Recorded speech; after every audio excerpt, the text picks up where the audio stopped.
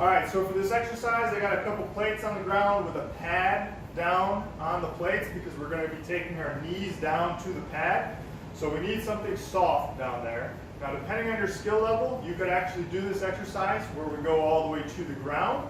Or if it's more challenging for you, we can lift the plates up higher or stack more plates on top of each other, get a couple more pads to raise the ground up higher. So the height of this setup is completely dependent on your comfort level with this exercise.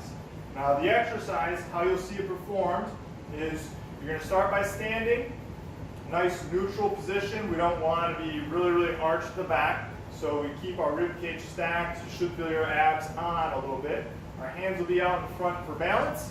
We're going to take our knees forward over top of the toes so that the heels come up off the ground. And what you'll notice as you do that is that you'll start leaning backwards. It's kind of like if you've ever seen the movie The Matrix, where Neo's dodging the bullets and leaning backwards. You want to think about the same thing. And what that allows you to do is it allows you to control the lowering down to the pad here. So again, you can see how the height of this pad makes a huge difference for the exercise. If we went all the way down to the ground, it would be much harder. If we raised it up, it would be a lot easier.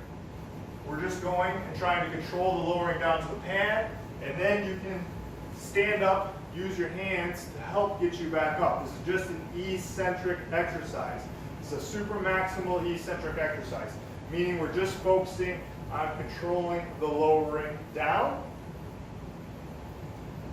And you'll notice how there's a point where you reach this kind of climax or this edge of your capability where you have to almost then drop the last inch down to the pad. That's when you know you probably got the height of your setup correct. If it feels like you can control the whole way down really easily, you probably need to go a little bit lower. So I can actually go all the way to the floor while doing this exercise. But again, some people actually need the setup lifted up higher so that they can perform the exercise through a range of motion that challenges them, but they can still control the majority of the motion. And the number one thing is you never lower yourself into pain.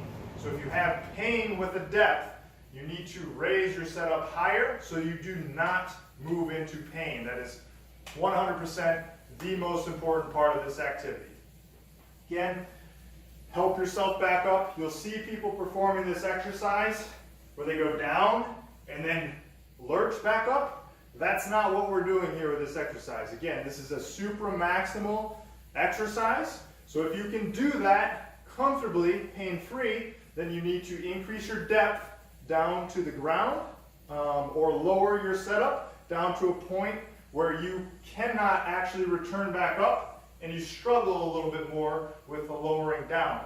You may even have to hold on to a weight as you do that. It won't take much weight to make it more challenging, but you can hold on to a weight as you do the same exercise.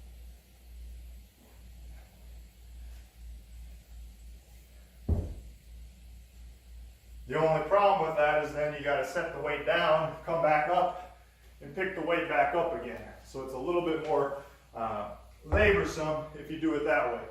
But that's the exercise in a nutshell. Give it a shot. Let me know how it goes.